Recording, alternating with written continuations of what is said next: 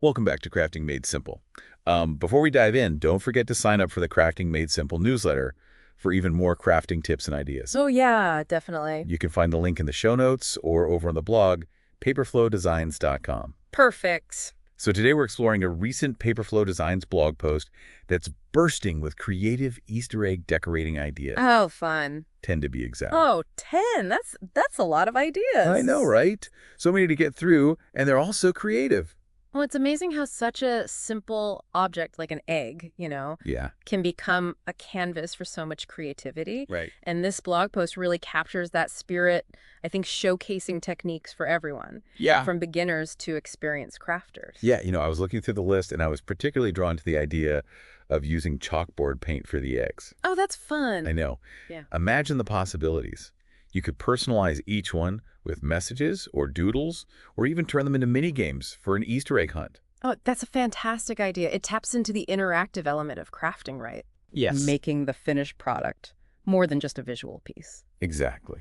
And speaking of interactive, the blog post also features this idea for creating an egg hunt scene as decor, Oh, yeah, I saw that. where you paint a picture of colorful eggs hidden in a garden or something. Yes, I love that. It's like adding an extra layer of fun and anticipation to the hunt Wow. instead of just searching for hidden eggs. Kids, and let's be honest, adults too get to follow like a visual treasure map. Yeah, exactly. It's so fun. It is fun. But let's not get ahead of ourselves. The post starts with some more traditional techniques like dyeing with watercolors, Right, the basics. which many of our listeners might already be familiar with. Yeah, but even with those basics, there's room to elevate the craft. Instead of just dipping the eggs in, pre-mixed colors, Right. the post encourages experimenting with different watercolor techniques, Yeah. like creating gradients or using a wet-on-wet approach for a softer, more blended look. Thinking back to my own childhood Easter egg decorating experiences, I remember the excitement of using those little watercolor tablets. Yeah. But the blog post also delves into natural dyes, which is something I've always wanted to try. It mentions using vegetables like beets for red spinach for green and onion skins for yellow. Oh, that's fun. I know. What's fascinating about natural dyes is the connection they create to both history and nature. Yeah. For centuries, people have been using plants and other natural materials to color fabrics and other objects. Right. And with Easter eggs, you get these beautifully muted, earthy tones that are so unique and elegant. Absolutely. And the blog post even provides a tip for achieving a deeper, richer red using onion skins. Yeah. It suggests using red onion skins specifically. Oh, interesting. Apparently, the pigment is much stronger in those compared to yellow onion skins. Ah. I can't wait to try that. Yeah, let me know how that goes. I will. The post then takes natural dyeing a step further with this technique using red cabbage and blueberries. Yes. And I find it intriguing how these seemingly ordinary ingredients can produce such stunning colors. From what I gathered, red cabbage creates beautiful shades of blue and purple depending on the pH of the dye bath, Right. while blueberries yield lovely lavender and violet hues. Oh, wow. It even suggests adding a bit of vinegar to the red cabbage dye to shift the color towards a vibrant pink. Wow. That's the kind of tip that elevates a basic technique and gives you more creative control. It's a great example of how understanding the science behind a technique can unlock a whole new level of artistic possibilities. Right.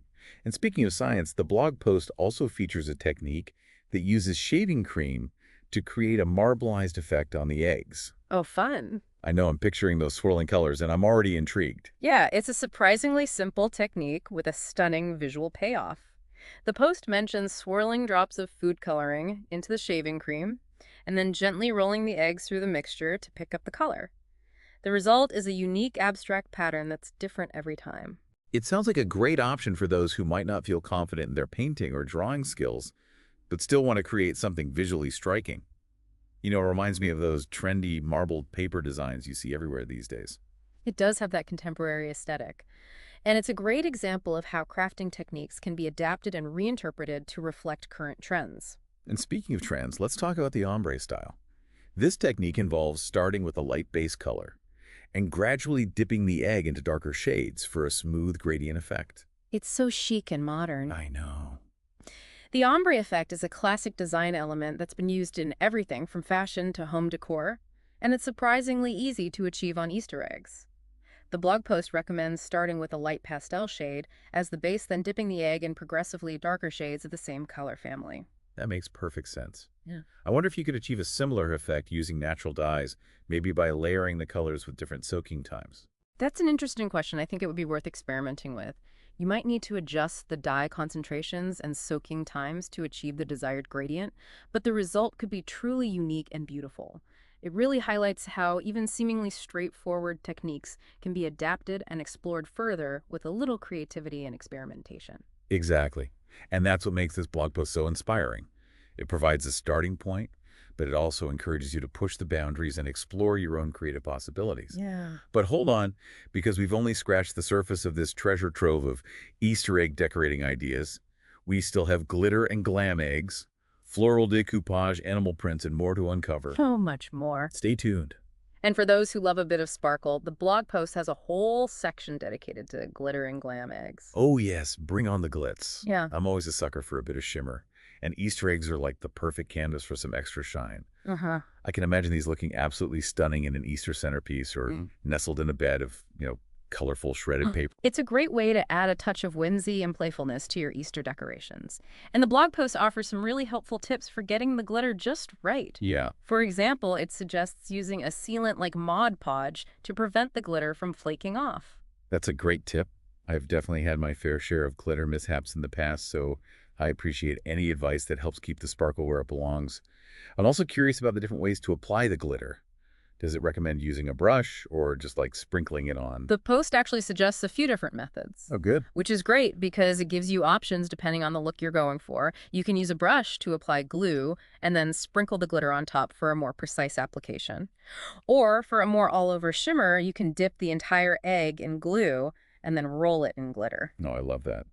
It sounds like a fun and easy way to achieve a really dramatic effect. Speaking of dramatic effects, the blog post also mentions a technique called floral decoupage, Right. which sounds incredibly elegant. Decoupage is a wonderful way to add a touch of vintage charm to just about anything, and it works especially well on Easter eggs. The post suggests using colorful floral images like botanical prints or vintage seed packets to create a delicate, layered look. I'm already picturing these beautiful eggs displayed in a glass cloche or nestled amongst some spring blooms. It's such a sophisticated and artistic approach to egg decorating. Mm. I wonder, are there any specific types of paper or glue that work best for decoupage on eggshells? That's a great question. The blog post recommends using lightweight paper napkins or tissue paper for the best results. Yeah. These materials are thin enough to conform to the curved surface of the eggshell without wrinkling or tearing.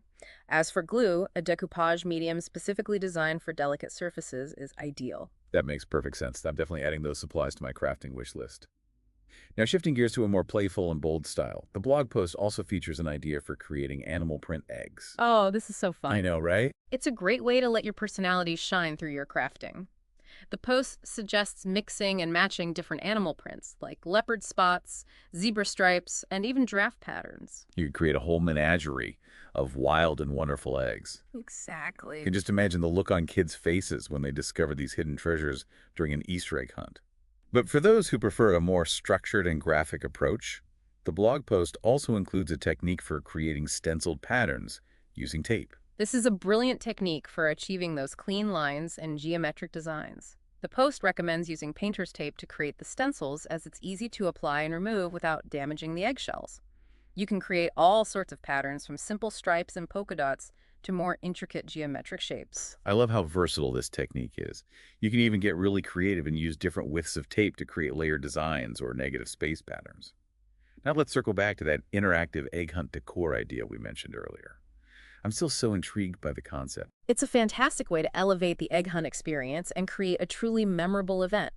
The blog post suggests painting a colorful scene on a large canvas or sheet of paper depicting a garden or other outdoor setting with hidden eggs scattered throughout. It's like creating a life-sized Where's Waldo. But with Easter eggs, I love the idea of the kids and, again, let's be real adults too, getting to search for the hidden eggs within this whimsical painted world. And the post even suggests adding a basket nearby for collecting the treasures, completing the immersive experience. It's such a thoughtful touch. You know, this episode has really opened my eyes to the creative possibilities of Easter egg decorating. I had no idea there were so many unique and inspiring techniques out there. It's a testament to the enduring appeal of this springtime tradition. It's a chance for people of all ages to tap into their creativity, express themselves, and have some fun. Speaking of having fun, we haven't even touched on all 10 ideas from this incredible blog post. Mm-hmm. We still need to explore the marbling technique using nail polish, which sounds like a great way to achieve a really vibrant and modern look. Oh, I'm so glad you brought that one up. Using nail polish for marbling. Yeah. It's a technique I've seen gaining popularity lately. It makes sense, right? Nail polish is basically formulated to create smooth, even coats of color. Right. And it comes in every shade imaginable. Absolutely. And the blog post even suggests using multiple colors for like a more complex marbled effect. Yeah. Imagine swirling together metallics with pastels or creating a color scheme that matches your Easter decor. That's a fantastic idea. I'm picturing eggs marbled in shades of rose gold and blush pink. Oh, So chic. love it. But before we get carried away with color combinations, we should probably talk about the actual technique. Right. Let's get down to business. How do we do it? Well, it's deceptively simple. You basically fill a bowl with water and then carefully drip different nail polish colors onto the surface. The polish will spread out and create those beautiful swirling patterns we associate with marbling. Then you gently dip the egg into the water, allowing the polish to adhere to the shell. It sounds like a process that requires a bit of a steady hand, but the payoff seems worth it. I'm curious, though, does the post mention anything about how to prevent the nail polish from sticking to your fingers during the dipping process? It does. They recommend wearing disposable gloves to protect your skin and nails. Oh, good. And for an extra layer of protection, you could also use a pair of tongs to hold the egg while dipping it into the water. That's a great tip. You know, this entire episode has really been a masterclass in Easter egg decorating. It has been a lot of fun. We've covered everything from traditional dyeing methods to unconventional techniques like using chalkboard paint and nail polish. I feel like I have a whole arsenal of ideas now, and I can't wait to get started. Me too. It's so inspiring to see how something as simple as an egg can be transformed into a work of art. And this blog post from Paperflow Designs really showcases the endless creative possibilities. Couldn't agree more. And for our listeners who are just as excited as we are to try out these amazing techniques, remember that you can find links to all the supplies you'll need in the podcast notes or over on the blog, paperflowdesigns.com. And before we wrap up, we want to remind you once again to sign up for the Crafting Made Simple newsletter for even more creative inspiration delivered straight to your inbox. You can find that link in the show notes as well. Awesome. So as you're gathering your supplies and planning your Easter crafting extravaganza, we want to leave you with this thought. Don't be afraid to experiment, try new things, and let your imagination run wild. Who knows, maybe you'll discover your own signature Easter egg decorating technique. Until next time, happy crafting.